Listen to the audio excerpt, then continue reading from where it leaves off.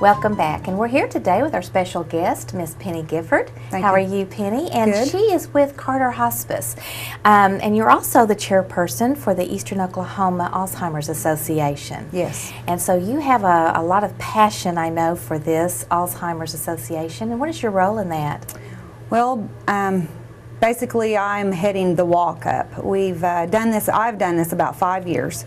Previously, in the past, it's been several years back. I worked with another hospice company, and I put it on for 2 years. Then I moved out of the area, working in different areas. And since I came back to work with Carter about 3 years ago, I contacted the association out of Tulsa and asked them if they would like for the walk to come back up.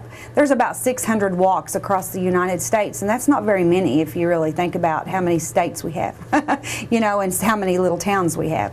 So 2 years ago, I picked it back up. This is my third year. Over the period of 5 years, even though there was a break, we've raised over $23,000. And what's most important, I had a lady ask me yesterday, what about the money? You know, because they'll do different walks, and nobody can guarantee that the money stays here. I have been guaranteed that the money stays in Eastern Oklahoma. A portion, you know, of course, a lot of it's going to research, and you know, we're probably not doing the research right here in Tahlequah, but there is respite that is needed by our caregivers, because they're right now in Oklahoma alone, there's 75,000 people afflicted with Alzheimer's. Wow. That means there's over 126,000 affected. That is just direct caregivers, and that's a very large number for Oklahoma only. You know, so you think of that number of people that have to deal with this disease, that one moment they remember you and the next minute they don't. They might stay up and walk all night long back and forth in one room, not ever eating, and it keeps you awake. So there is so many tired caregivers out there that money does go to the respite. So that's where some of this money goes to, along with the you know, the research to find a cure, because right now we have no cure. So when you're talking about caregivers, you're talking about family members or hired nursing staff that come in? Mainly what you find, and when I say caregivers, I'm talking about family members, because this is a disease that people don't want to talk about. In fact, just recently, we've just received a patient in my service that a wife has been caring for her husband for a long time, and she said, I haven't been out of the house. Oh.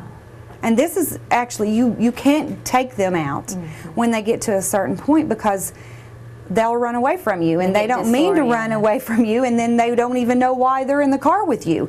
You know, even to get them to the doctor's appointment. See, this is another one of the things. So many of our physicians don't realize how bad some of their patients are, because they'll call, set an appointment, because, you know, let's say Jack is the husband and he's needing to go to the doctor. So they make an appointment. Well, Mary gets him in the car.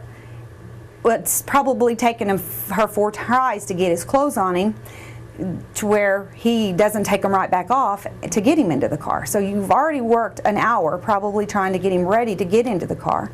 Then you convince him to get into the car, and it could be her too. I'm not just specific, you know, a gentleman. You get him into the car, because this is an instant a lady was telling me. I'd get him into the car, and he starts hitting the windows, let me out. He feels like he's caged. What are you doing? Where are you taking me? At that point, they're afraid that you're taking them somewhere that's unsafe. It's unfamiliar.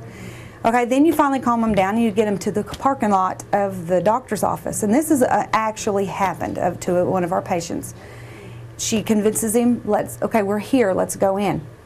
Could not get him out of the car to go into that building because he did not recognize him. So then, you know what she does? She drives back home, gets him in the house, and the doctor never knows that it's taken her 2 hours to try to get him to see the doctor. All the doctor thinks is they're a no call, no show. And so they're so distraught. They can't call. You can't just call and talk to the nurse like you used to could and say, this is what's happened to me today. You always have to wait to get a call back. And I know that's just the way the times are. So no, this is a silent disease because people don't talk about it. If it wasn't such a silent disease, more and more people would realize that President Reagan was afflicted with this. And, that's something that people really don't want to look at either. He was our a president. He couldn't not remember, he wouldn't be able to not get up and take care of himself, but that's what happens. So that's why it's passionate to me, because people just don't talk about it. And it's pretty widespread, too. It is very widespread, but they stay shut in. Now, you were mentioning earlier to me about some of the statistics nationwide with the baby boomers. Do you want to share those? There is, within the next 20 years, we will have 10 million baby boomers hit. And imagine, of 10 million, every 70 seconds, somebody is afflicted with Alzheimer's. That's a lot. That is a lot of baby boomers that we're getting ready to face. And a lot of people that are going to need help. And another reason people don't really want to talk about I'm forgetting is the earliest diagnosis is around 45. That's really, really scary. I'm just pretty close to there. So at 45, 55, 65, people don't want to tell you I can't remember to do something, because at that point people's going to start taking responsibilities away from them. And so it's tough. I can totally appreciate that. You bet. Now, this money from the walk, which, by the way, is November the 6th. November the 6th. And where will it take place at? I'm so excited about this because this will be the 5th year I've done this exactly. This beautiful courthouse square right behind you is where we start our walk. You'll see a bunch of crazy people out there all gathered around maybe a tent and drinking hot chocolate because it's going to be cool in the morning. But what I do, I try to, years ago when I first started this, I wanted to make it to where it would try to be recognized and it would be something that more people would bring. We walk from the courthouse to NSU football stadium. NSU has been a great supporter of this every year.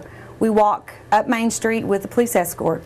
We are a part of the NSU football halftime. Oh, that's great. It is wonderful. We have Paul Langston from the Tulsa Alzheimer's Association comes down and gives a few statistics, and we walk out on the football field. During the football game, there is balloons there available to be purchased for $1.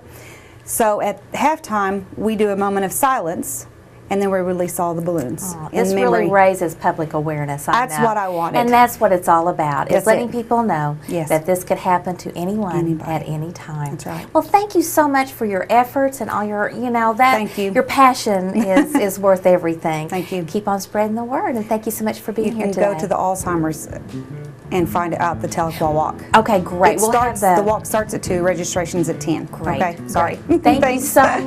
Thank you. And we'll be right back.